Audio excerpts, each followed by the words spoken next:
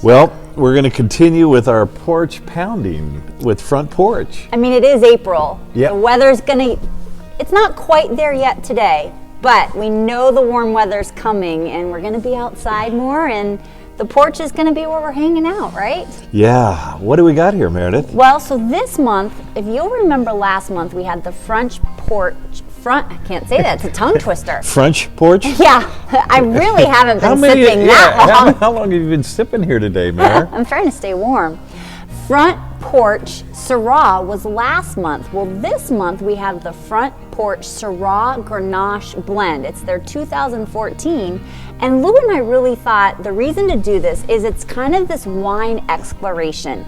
You kind of start to learn what a Syrah tastes like last month.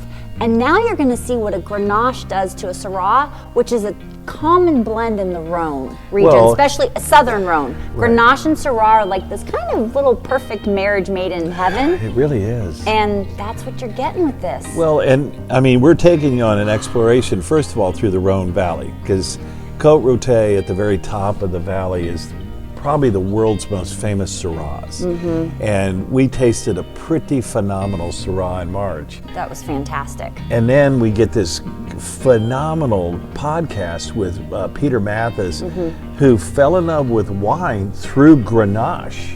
Yeah. And that tells you the power. And you made a cool observation earlier. When we're trying to get these notes, it's like it's so difficult to tell red fruit from black fruit. Yeah, they're all co-mingling in here, and that's because I think you get the dark fruit from the Syrah, you get the red fruit from the Grenache, and they're so well integrated in here, partly because it has some age, but also because those two just kind of bring out the best in each other. It's like the perfect couple. You complement each other.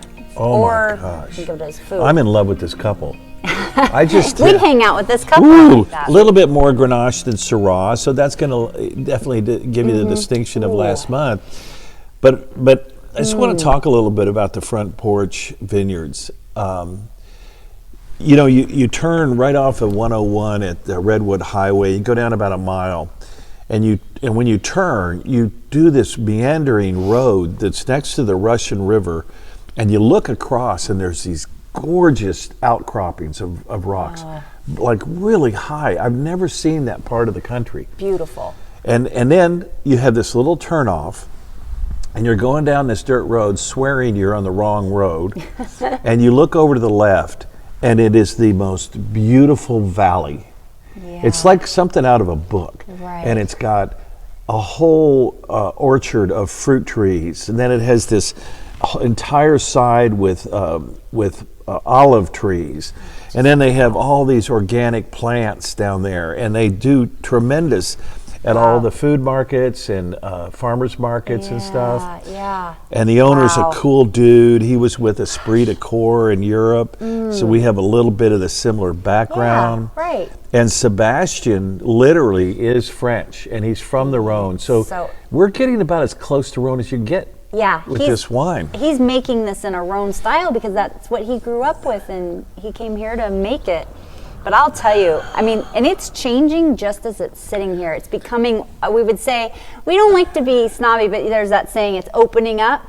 Yeah, it's opening up. But it is, like, all of a sudden, it's just bursting with even more. And as a side note, I would really recommend people to open this for an hour or so. Yeah. It would help. Decant it, or if you can. Yeah, it's fantastic. And I'll tell you, by being a part of the club and getting these wines every month, it would be great to invest in a decanter. And I bought a terrific one on Amazon for, I think it was $12.99, and I love that little decanter. You don't need anything fancy. In fact, the fancy ones are too hard to clean. Yeah, just get a simple one. That's true. It's just about getting air on it. It doesn't need to be fancy. So what are you tasting? Oh my gosh, it's bursting. So I get a little bit, it's so funny, I get this like cranberry in there because it's not sweet. There's just this little bit of, I'm trying to think, like a tartness.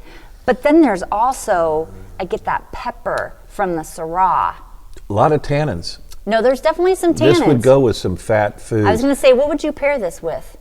Barbecue ribs, briskets, great hamburger. Okay.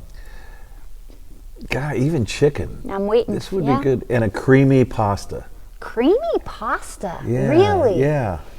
Was it maybe one of your pastas with mushrooms? I mean, I definitely, I always go mushrooms. But I think that would be good. But you're also right, though, now that we're going into grilling season. Yeah. Some things. I could see Josh putting some ribs on the grill and having I need to call Josh and get the ribs going. Yeah. This is so good. It's time to go pound on the porch. I love it, guys. Cheers. Cheers. You're going to love this one.